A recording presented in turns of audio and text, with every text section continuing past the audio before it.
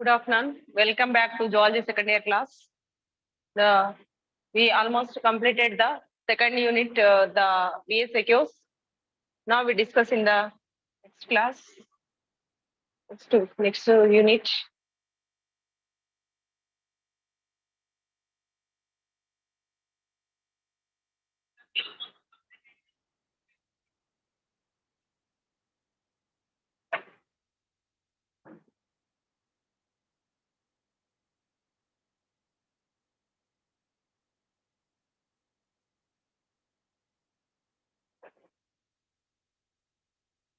Next in the excretory system,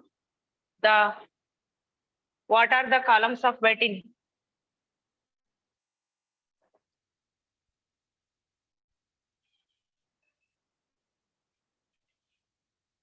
What are the columns of Bettini here?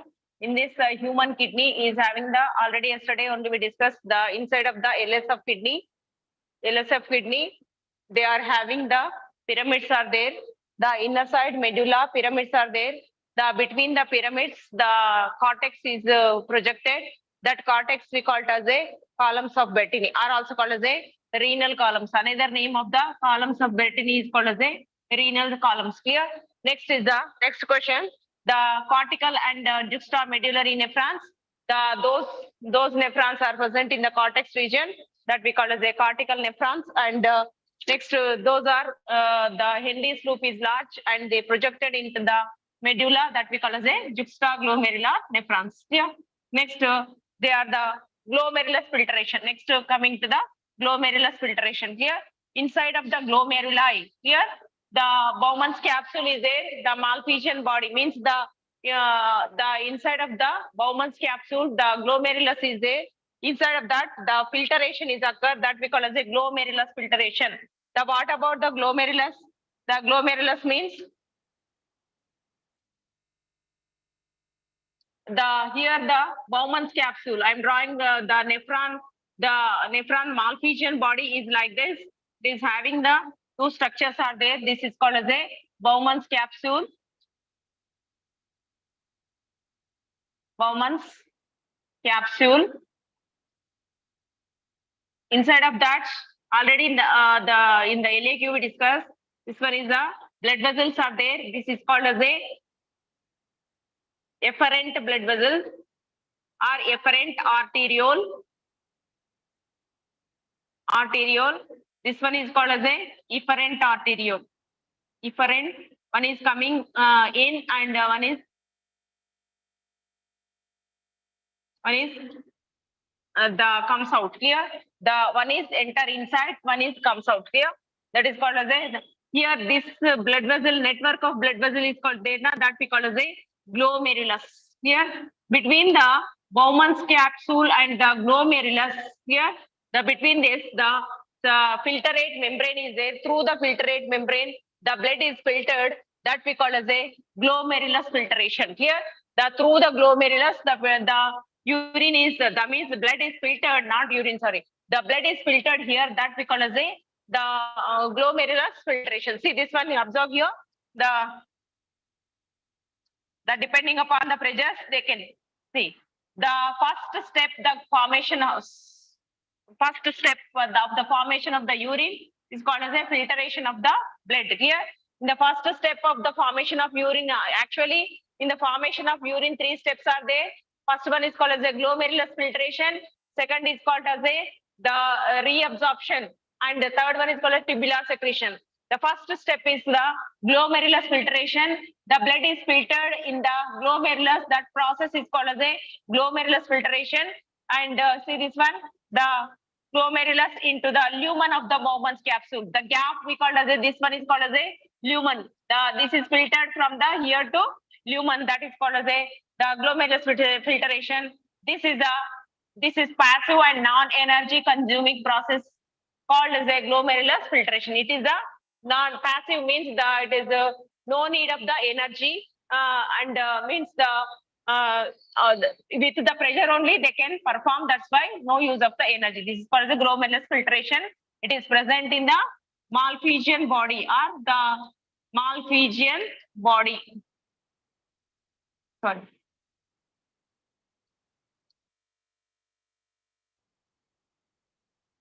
malphizian body, or also called as a renal corpuscle. Inside of that, Bowman's capsule and glomerulus. This one is occur here.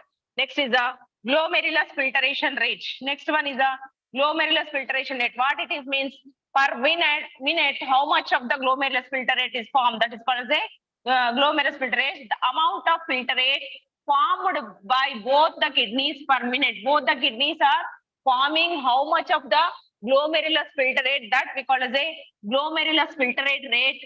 That is normally per 1 minute the 125 ml per minute is there. Here per minute how much? The 125 ml is producing. Here formation. Here that's we call as a glomerulus filtrate. Here this is about the glomerulus filtration and the glomerulus filtration rate. Here.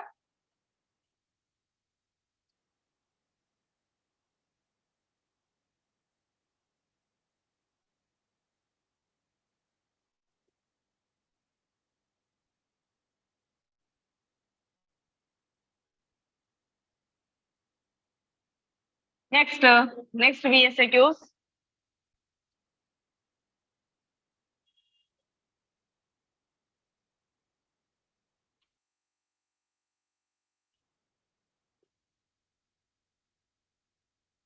Yesterday only we discussed this is the renin and renin. Here the difference between the renin and renin. Here the renin is produced inside of the kidney. That is next to RENNI, renin. That is the milk protein. Here this is renin is produced in kidney, whereas renin is produced inside of the stomach. Here this what it is, the renin is convert the angiotensin into angiotensin 1. What is the use of this one? This is converted the angiotensin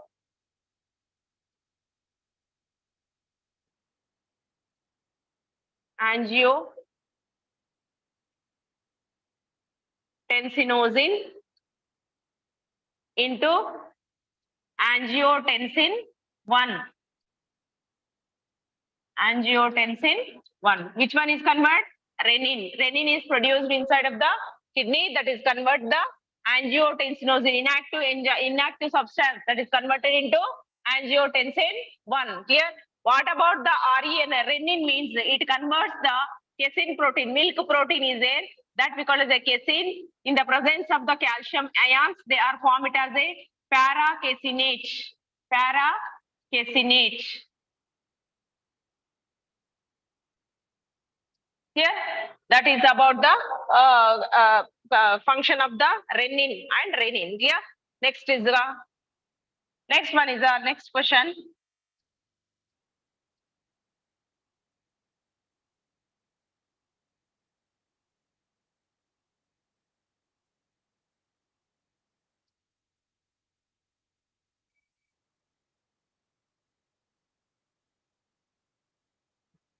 Next one is in the muscle. Here already the triad system we discussed. What about the triad system means? The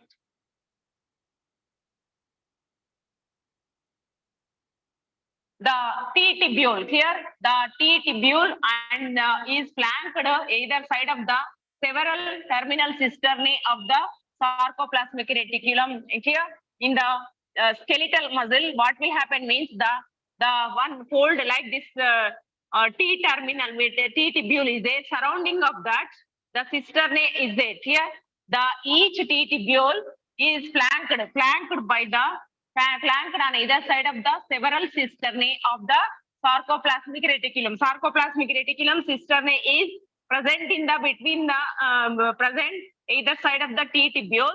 The T-tubule and the two terminal cisternae. T-tubule, this one is a T-tubule. This is the one cisternae.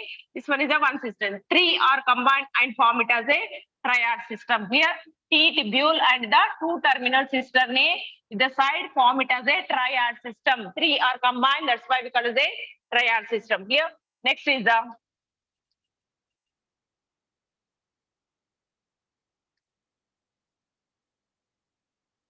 difference between the actin and the myosin filaments. These actin and myosin filaments are present inside of the skeletal muscle. Here the skeletal muscle is having the mainly the here the skeletal muscle is having the myofibrils are there.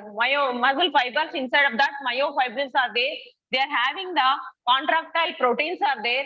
The thin and thick contractile proteins are there. Here thin one is called as a actin filaments.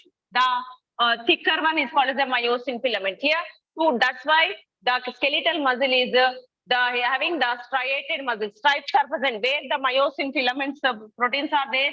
That place they are looking like a dark. Where the actin filaments are there, that place they are looking like a light. Here, see this one. What is the difference? The actin is a thin contractile. This one is a thin contractile protein. This one is a thick contractile protein.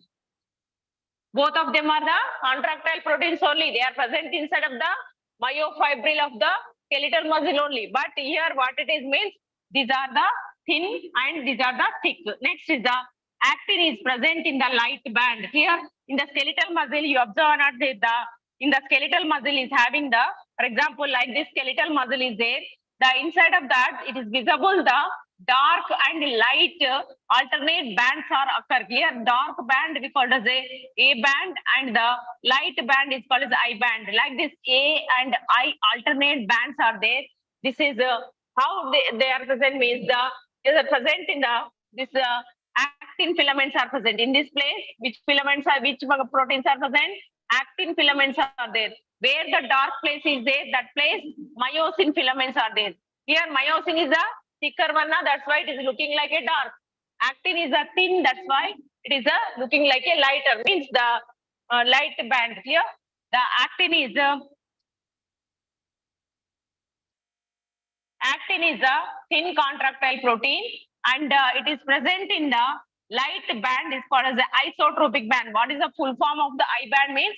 Isotropic band. Next, the actin filaments are connected to Z line. Here between the actin filaments, the line is there, dark line is there, that we call as the Z line. Here, next, what about the myosin means? The myosin is a thick contractile protein and the myosin is present in the dark band. This one, the actin is present in light band. Myosin is present in the dark band, called it as a aniso. That's why A band, aniso. Here I band, isotropic band. Here this is also called as a anisotropic band. Next, the myosin filaments are connected by M line. Here the between the myosin filaments center H zone, light paler zone is there, that we call as H zone. Inside of the H zone line is there, that we call as a M line. Here this is about the contractile proteins. The both, what the difference you are writing here? This is the thin contractile protein. This one is a thick contractile protein. It is present in the light band. It is present in the dark band. Light band another name is called as a isotropic band. Dark band another name is called as a anisotropic band. These filaments are connected by Z line. These filaments are connected by M line. Here, this one, this is about the difference between the actin and myosin filaments.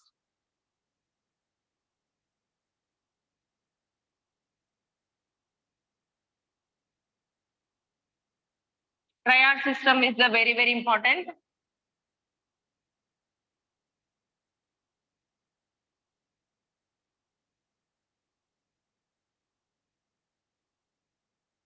This one also sometimes they will ask. That's why the red and this one is also I will take red muscle fibers and the white muscle fibers. Here, what it is means, red muscle fibers, they are having the mainly myoglobin is present. More myoglobin is present. Here, the less myoglobin is present. The red muscle fibers are having the more myoglobin and more mitochondria. That's why it is red in color. More myoglobin is present. Why? What is the myoglobin? Means hemoglobin only. Inside of the blood, we call it as a hemoglobin. That blood is enter inside of the muscle. Then we call it as a the myoglobin. Here, instead of hemoglobin, inside of the muscle, we call it as the myoglobin. If the red muscle fibers are having the more myoglobin and the more mitochondria. Next, here the white muscle fibers are having the less quantity of the myoglobin and the few mitochondria is present here. Next, they are called the Aerobic muscles means the blood is carrying the oxygen. That's why they are having the aerobic muscles means they can get easily they can get the oxygen. That's why the respiration is after that we call as a aerobic muscles. Here, next here the anaerobic means sufficient oxygen is not available. That's why they are called as a anaerobic muscles. Here, next they utilize oxygen and stored in the mitochondria. More the oxygen is there. That's why they utilize the oxygen and stored in mitochondria. They depend on anaerobic process. Here, oxygen is not sufficient for the release of energy. Here, they depend on the anaerobic process for the releasing of the energy. Here, they are storing in the inside of the mitochondria. This is about the red muscles and the red muscle and white muscle fibers. Next one is in that lesson only the muscle. Clear?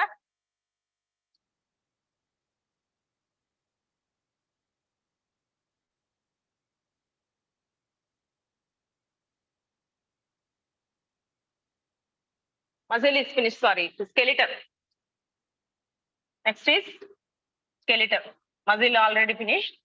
Next, here the name the cranial sutures and their locations. Cranial sutures means the cranium is having the line. The cranial bones are attached one with another. That is formed as the lines that we call as sutures. Here, the coronal suture, where it is present in the frontal bone and parietal bone, side bones and the frontal and the parietal bones. They are having the coronal sutures. Means frontal bone means forehead bone and side bones. Both are combined and form it as the lines that we call as a coronal suture. Next one is the lumbar sutures. Here that is present in the side bones, parietal and the back. The head back is there now that we call as the occipital bones. Here parietal is equal. Here also parietal is there. Here also. Here is the frontal bone. Here is the occipital bones. Here this one is about the coronal suture and the lumbar sutures. Here two types of sutures are present. Next, this one is a very important question. The name the keystone bone of the cranium, where it is located. Keystone bone means the sphenoid bone is the keystone bone present in the base of the cranium. At the base of the cranium, this one is present. It auriculates to the all the why we call it as a keystone bone means it auriculates with the all the cranial bones. With that bone, all the cranial bones are connected. That's why we call it as a keystone bone. Here, name the keystone bone of the cranium means which one? Sphenoid bone. Meaning the answer is sphenoid bone. Where it is located? It auriculates the most of the cranial bones. Where? The base of the cranium. They are present in the base of the cranium. It auriculates with the most of cranial bones. Here, sphenoid bone. Keystone bone is the sphenoid bone. Is present base of the cranium. It auriculates with the most of the cranial bones. Here, next one is next is this one is also most important. Next, name the ossicles and their evolutionary origin in human body. All of you knows the ear is having the inside of the ear is having the three ossicles are there. They are called as a malleus, incus, and stapes. Here, middle ear is having the three types of ossicles are there. They are called as a malleus, first one, incus, and stapes. Here, what about the malleus means they are the modified the articular bone. Articular bone in the origin and form it as a malleus. Next is the modified quadrate bone. It's called as a incus. Here, quadrate bone is modified as a incus. Next is the hyomandibulum is modified as a stapes. Here, from the articular bone, malleus form, and from the quadrate bone, the incus is formed. From the hyomandibulum, the step is been formed. Here, three are there. The ear ossicles are mainly three are there. They are the malleus, incus, and stapes. Malleus formed by the articular bone, and the incus is formed by the quadrate bone, and the stapes are formed by the hyomandibular bone. Here, this one is about the ear ossicles and their origin, ear evolutionary origin.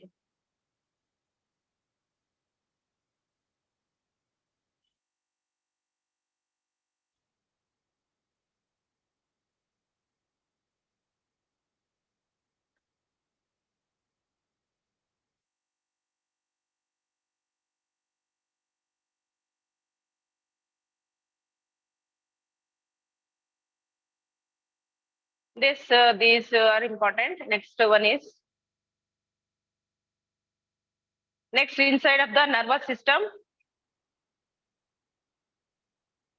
Up to there, the skeletal system also finished. Next is the nervous system. Here, the what is the corpus callosum? Here, corpus callosum means this is the connection between the olfactory lobes. Here, the cerebral hemisphere. Sorry, not olfactory lobes, cerebral hemispheres. The down of the olfactory lobes, cerebral, they are 70 to 80% is occupied the brain. This only the cerebral hemispheres are there.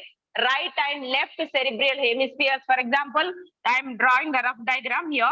For example, section longitudinal section here. These are the normally olfactory lobes.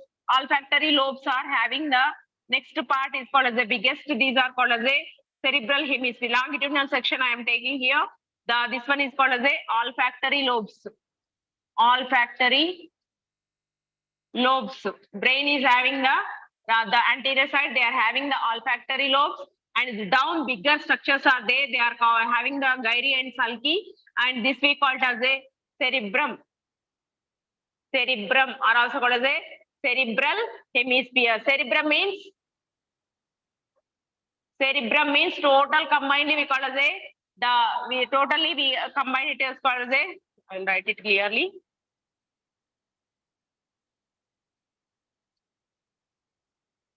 Cerebral hemispheres. Hemispheres.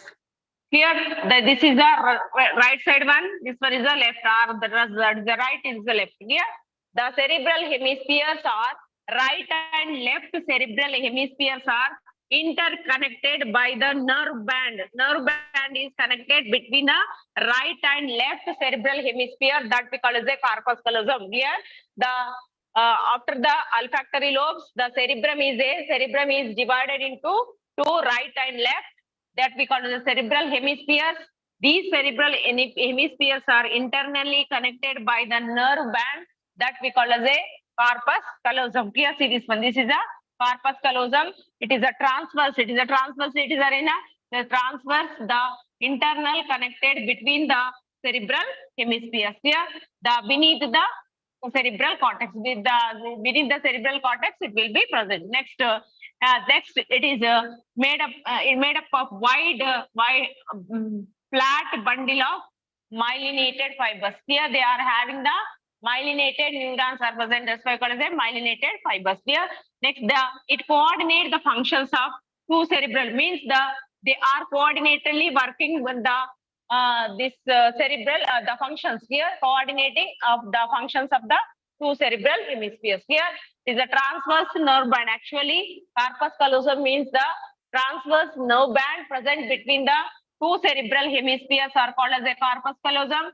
This is useful for the coordinate the functions of the two cerebral hemispheres. Here, next is what do you know about the arbor vitae? Here, arbor vitae means it is a center, means the arbor vitae is a carrot arrange the white matter in the where it is a tree-like cerebellum, smaller brain. Here, in the hind brain is having the three parts are there, na cerebellum, the medulla oblongata, pons varoli. It is arbor vitae is, for example, this one is the cerebellum.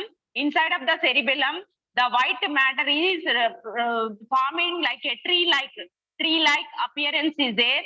That white, here it is the white matter. Here, white matter. Where? In the cerebellum, small brain. Here, in the cerebellum, not cerebrum. Cerebrum is different. Cerebellum. Cerebrum means this one. In the forebrain they are having. This is the present in the hind brain. Cerebellum, inside of that white matter is arranged like a tree appearance. It is looking like a tree appearance that we call as a arbor vitae. Here, arbor vitae is a characteristic arrangement of the white matter in the form of the tree, cerebellum of the human brain. Here, this is surrounded by the gray matter. Outside, Here it is a total gray matter is present. Here gray matter is present, but inner side the white matter is formed as the tree-like appearance that we call as a arborbite. Here.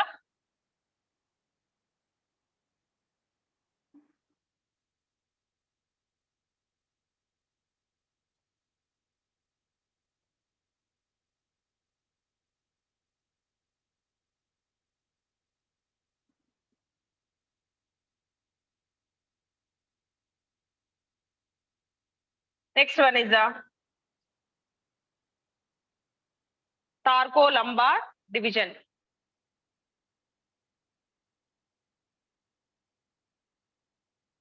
See, here it is. Why the sympathetic division is called as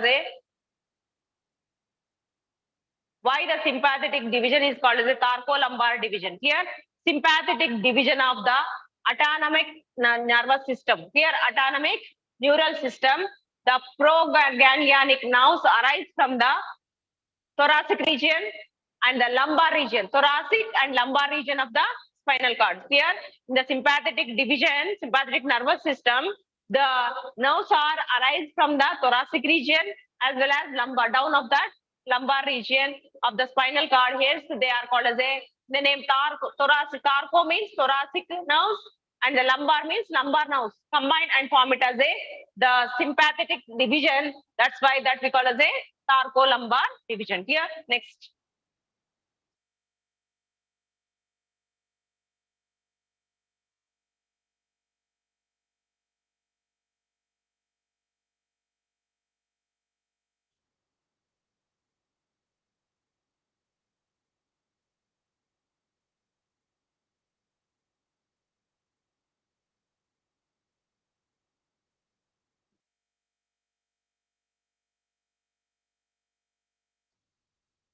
How the rods and cones when the human differ from the other chemically and the functionally. Here, the rods and cones of human differ from each other. The chemically and rods and cones are why the difference where they are asking. Here, see this one. Here, the rods and cones are present in the photoreceptor layer. Here, photoreceptor layer of the eye is having the two types of the two structures are there. They are called as two cells are there. They are called as rods, and the cones they are the photoreceptor cells. Here, photoreceptor layer is having the photoreceptor cells. There are two types are there. One is called as a rod, and one is called as a cones. Here, in the SIQ we discuss about the eye, human eye. That time we discuss. Listen one more time. The rods are containing the rhodopsin. Here, the rods side, the protein. Here, the purpleized, the red protein is present. That we call as a rhodopsin. Which one? Rods contain the purplish red protein is there. That is called as a rhodopsin, or also called as a visual purple. The rhodopsin is rhodopsin. The needs the vitamin E for the synthesis. Vitamin A required for the synthesis of the rhodopsin, and the rhodopsin and vitamin A and also opsin in for the formation. Here, next, rods are necessary for the vision of the dim light. Dim light time, sclerotopic division time, they are mainly required. Here, the night time, the vision, they are mainly helpful. Which one? The rods. Here, which is there? The rods are having the chemical that we call as a rhodopsin. Here, this is also called as a visual purple is present. Here, this is mainly for the synthesis of this. The vitamin A is compulsory, or opsin is compulsory for that. Here, and the rods are necessary for the vision of in the dim light. Clear? Next, what about the second cells? Cones means they are containing the iodopsin. Here, it is important for the daylight. Here, and color vision. Daylight, this is the dim light time. This one is mainly helpful, and the cones are mainly helpful for the daylight and also color vision time. These are mainly the cones are mainly helpful. Next, there are three types of vision of red color, blue color, and green colors. Here, they are the differentiation. The color, the cones are mainly differentiation of the colors For the red color distinguish purpose or identify purpose, some cones are there. For the blue color, for the green color, like this. Different types of cones are there. They recognize the colors here. Next, the color vision time. Which one is helpful means the cones are helpful. Cones are having the chemical iodopsin here. Next, the equal stimulus is produced white colors here. Different level of the stimuli produced in the different colors. White color is for white color vision time. What will happen means the equal of the stimulus is produced, and the different levels of the stimuli produce the different colors here. This is about the difference between the rod and cone cells. They are present in the photoreceptor layer. There the two cells are present in the photoreceptor layer. Rods and cones. Rods are having the rhodopsin. They are helpful in the dim lights. The simply cones are the having the iodopsin. They are mainly helpful in the daylight or the color vision time. They are helpful.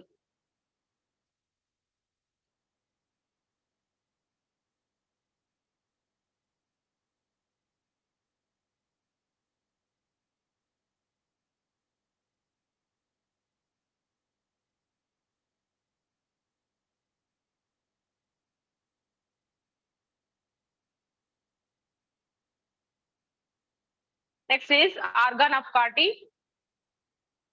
The sensory ridges. Here, what is the organ of Carty means? The organ of Carty means the sensory ridges from the cochlear epithelium. Inside of the ear, cochlear epithelium is present.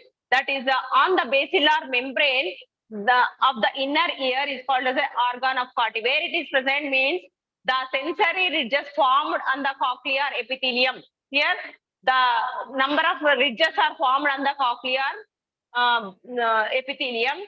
Where it is that is present on the basilar membrane of the inner ear. Inner ear is having the basilar membrane. On that, the sensory ridges are formed by the cochlear epithelium. That we call as a organ of Carty. It is containing of the hair cells which act as a auditory receptors. Here, the organ of Carty means they are the normally sensory ridges. They are formed on the cochlear epithelium. They are formed by the cochlear epithelium, where on the basilar membrane of the inner ear, that we call as the organ of Carty. They are containing which cells? Hair cells. They act as a auditory receptors. Here, this one is about the organ of Carty. Next.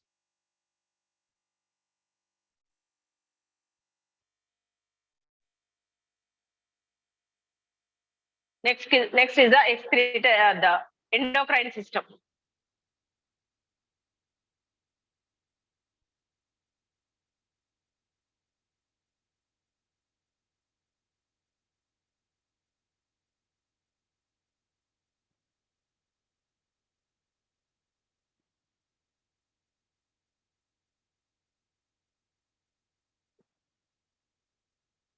Next, endocrine system.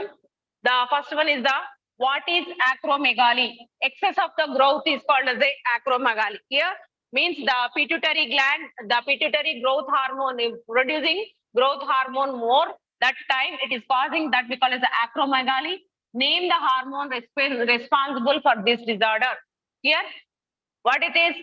See, acromegaly is the hormonal disorder. Here, pituitary gland producing growth hormone is increasing. This is caused. That's why it is a hormonal disorder that results when that only pituitary gland produce hypersecretion of somatotropin or growth hormone. The growth hormone is also called as a pituitary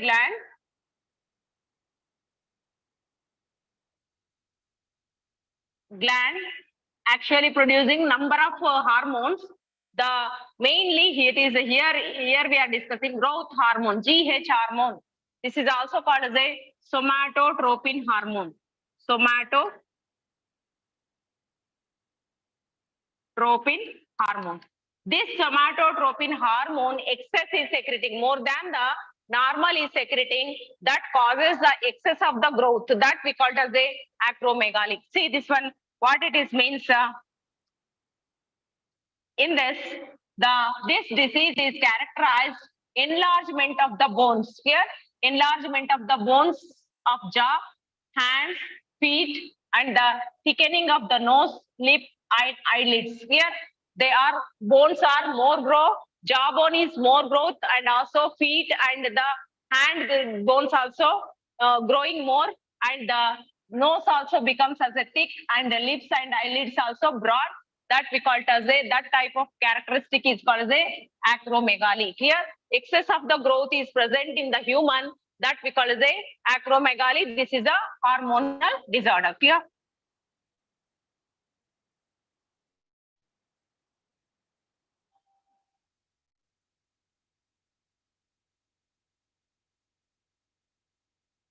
Next one is name the gland that increase during the childhood and decrease in the adulthood. What important role does it play? Means the which gland? Thymus gland. Above the chest, below the chest bone, the gland is present that we call as a thymus gland. It increase in the size during the childhood. During the childhood, the bones are not well developed. That's why they are increasing the childhood. They reaches to the maximum size puberty. Up to the puberty time, they are growing in the maximum size. After that, it degenerate in the old persons. Means that's why they are not having the immunity. What is the use of the thymus gland? Thymus glands mainly they mature the T lymphocytes. That's why they are present in the thymus. The gland is mainly increase in the during the childhood. Last in the by birth small it is there. The after that they are increased in the size in the childhood. They are maximum in the puberty time, and it generate in the old age persons. Clear? Next, it help. What is I already said now? It help in the differentiation of the T lymphocytes, which provides the cell-mediated immunity. We discussing the two types of immunity: humoral immunity and the cell-mediated immunity. This one is mainly helpful. T lymphocytes are mainly helpful in the cell-mediated immunity. Here, next, it promotes the production of the antibodies to provide the humoral immunity. These only the T lymphocytes directly they can form the cell-mediated immunity, or it promotes the production of antibodies to provide the humoral immunity. Here, this one is about the thymus gland. Which gland is degenerate in the along with the age means that is the thymus gland. Here, they are helpful for the differentiation of the T lymphocytes. This is the next one is the most important, that is the difference between the diabetes mellitus and the diabetes insipidus. Already before we discuss, and now also we are going to discuss very important one, that is the diabetes insipidus and the diabetes mellitus. What is the diabetes insipidus? First we discuss. The diabetes insipidus means excessive the urination. Here urination is excess, and the extreme thirst will automatically, urination is more means thirst will be more. That is the characteristic of the diabetes insipidus. More volume of the urine is excreted.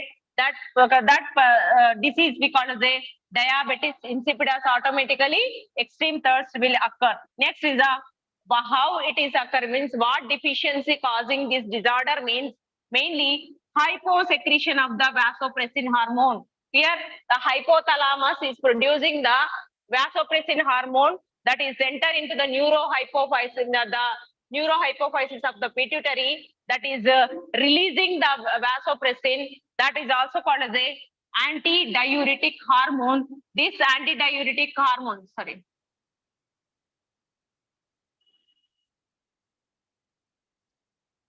ADH, antidiuretic hormone, is also called as a vasopressin hormone. If this is the lack of this one means hypo means less secretion of the vasopressin hormone. The what will happen means reabsorption is not occur properly. That's why the excess of urination is formed. That we call as a diabetes insipidus. Next one is called as a diabetes mellitus. Here it is the characteristics of the what it is excess of urine. Here also excess of urine is there, but here the urine is containing the glucose and keto bodies. Here the keto bodies and the next the glucose is not there inside of the urine. Just they are excess of the urination is occurring this. In this time, what will happen means along with the urine, the which one is excreted, glucose and the keto bodies are excreted. That condition is called as diabetes mellitus.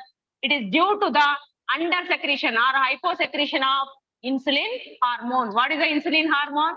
This is produced by the pancreas. Pancreas inside the islets of Langerhans is there.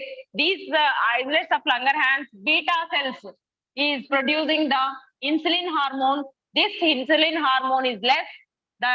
This one is caused that we call as a diabetes mellitus. Here, the diabetes insipidus is caused by the loss means hypersecretion of the vasopressin hormone.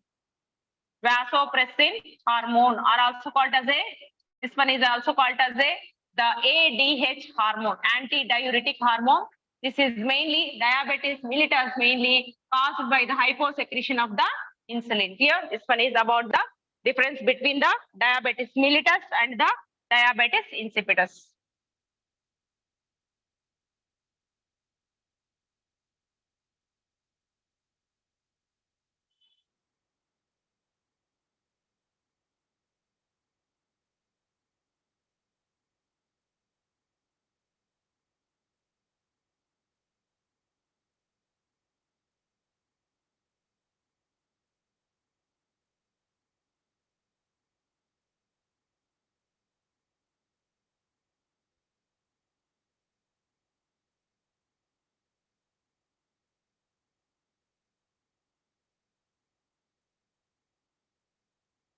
Next one is the insulin shock. The less insulin is formed, what will happen? That is causing the diabetes mellitus. Here, hyposecretion of insulin. Sorry, hypersecretion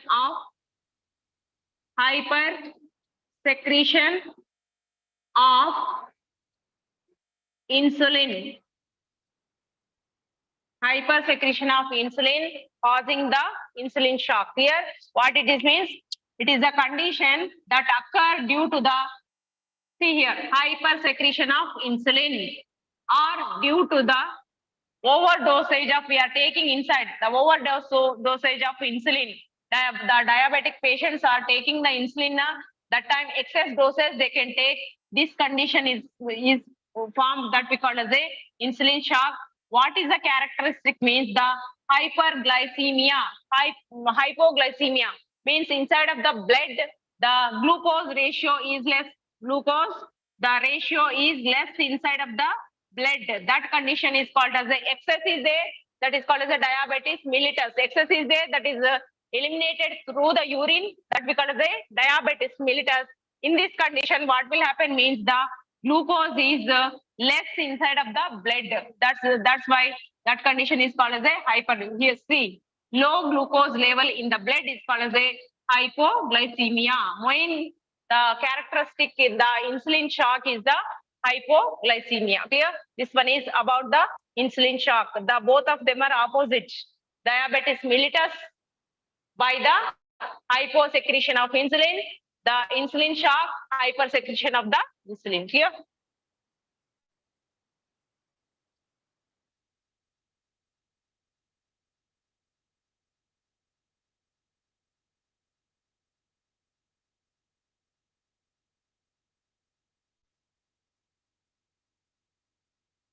Next is which hormone is commonly known as a fight and flight hormones. Here, the which hormones are called as the commonly called as a fight and flight hormones means the epinephrine and norepinephrine. Which one is producing this one?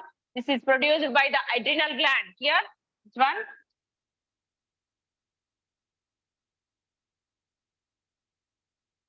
Above the kidney, adrenal gland is producing these hormones. Here, which one? Which hormones are producing? Adrenal gland is producing the two hormones, epinephrine, are also called as this epinephrine is also called as adrenaline.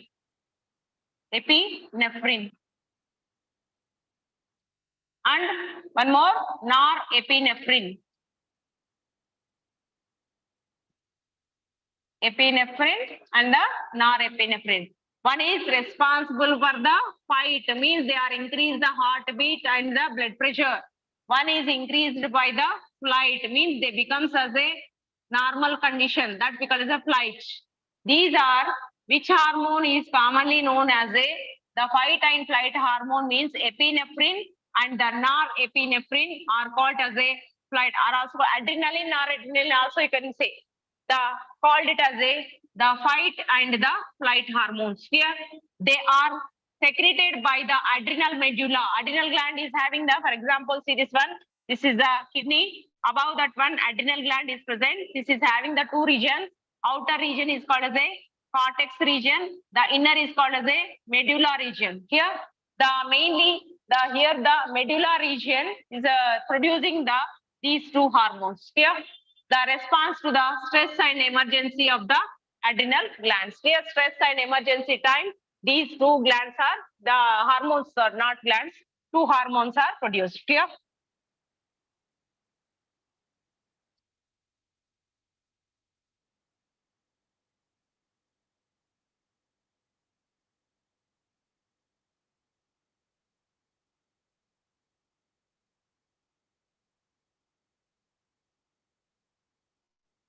Next, the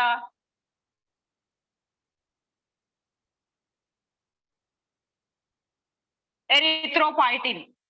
Here, erythropoietin is a mainly hormone. This hormone is secreted by the kidneys only. Inside of the kidney, the very important. This one is the erythropoietin. The hormone is produced. What its function means? Erythropoietin is a hormone produced by the juxtaglomerular cells, JG cells. The kidney is having the JG cells now where the efferent arteriole and the DCT is joining. That place is called as a juxtaglomerular cells. Here, the nephron, the DCT and the efferent arteriole joining, that place, the cells are there. They are called as a JG cells. These JG cells are producing the erythropoietin. Erythropoietin. Here, what is the use of this? It stimulates the production of RBC. RBC, where they are producing, RBC producing where? By the resulting of the proliferation, and they are present in the bone marrow. Inside of the bone marrow, they are stimulating the RBC by regulating the proliferation and differentiation of the enzymes. Here, the erythrocytes and the progenitors in the bone. Means inside of that, mainly the proliferation and differentiation of the erythrocytes are mainly caused inside of the bone marrow by this hormone. This hormone mainly stimulates the production of RBC. What is the use of erythropoietin means? It stimulates the production of RBC. Simply write down like this. Stimulation of production of RBC in bone marrow. In bone marrow. Bone marrow, they are forming. Leave it a proliferation, these things. Clear? The erythropoietin hormone is produced by JG cells of the nephron. And these JG cells are secreting the hormone that is called the erythropoietin. This erythropoietin hormone stimulates the production of RBC in the bone marrow. Here they increase the production of RBC, production of the RBC. Clear? Next, the what it is, the insulin. The JG cells means juxtaglomerular apparatus is having the cells now. That cells only called as a JG cells. These JG cells are helpful for the releasing of the hormones,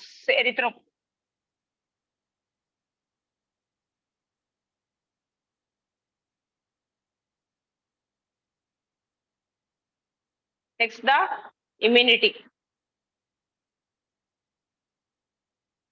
Immune system. The next in the immune system,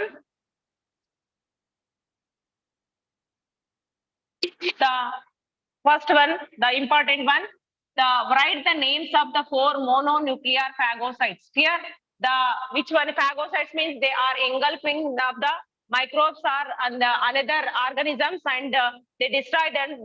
They destroy that we call as a mononuclear phagocytes. Here, they are which one is there means the first one is called as the histiocytes of the connective tissue. Connective tissue is having the special cells are there. They are called as the histiocytes. They are the inside of the connective tissue. Any microbes are enter that is taken and destroyed by this. That we call as the histiocytes. Next is the microglia of the brain. Already we discussed the neuroglial cells. Brain is having the nervous system is having the neuron. Along with the neuron, the supporting cells are there. They are called as a microglia. These are also act as a phagocytic in function. Here, next is the synovial cells of the synovial fluid. Synovial fluid is having the cells that we call as synovial cells. They are also act as a phagocytic. Next is the Kupffer cells. They are the present in the liver. The functions of liver, we discussed this one. The Kupffer cells are there. These Kupffer cells are the phagocytic in the liver. Clear? Next is the osteoclasts of the bone. The osteoblasts, osteocytes, osteoclasts are there. Osteoblasts are the immature bone cells. Osteocytes are the mature bone cells. Osteoclasts means they are mainly they are phagocytic in function. Any nutrients or any microbes are more are there, that is eliminated. Minerals also eliminated by this osteoclast. Here, next is the next we are going to discuss about the last question. This is the what are the complementary proteins? Here, the complementary proteins means these are the what it is group of inactive plasma proteins on the cell surface. Here, complement protein means they are inactive substances present on the plasma proteins is called as a surface. They are present on the cell surface. They are called as the complementary protein. When activated, they form the membrane attack proteins. They are normally complement proteins. They activated, they form as a membrane MACs. Here, these MACs are form the pores in the plasma membrane and they affected the cells. Here, this is inactive actually. They activated and then form it as a complementary proteins are formed it as a membrane attack proteins. These proteins are make the pores of the cells of the cell plasma membrane and affect the cells. Here, how they can affect the cells means they make the pores allow the ECF to cell and make the burst. Here, they, for example, like this, they are making the holes on the cell. Which one? Complementary proteins. They are complementary proteins are they are making the pores on the cells, infected cells, and they are introduce the extracellular fluid. Here, ECF. Here, these pores allow the ECF enter the cells and make them swell and burst. They at that time, what will happen? They become as a swell. They will be burst. There, the complement proteins and their activity collectively is called as a complement system. Here, complementary proteins means they are present on the cell surface. They are transformed as a MACs that make it as a hole on the hole or pores on the infected cells, and they introduce the ECF.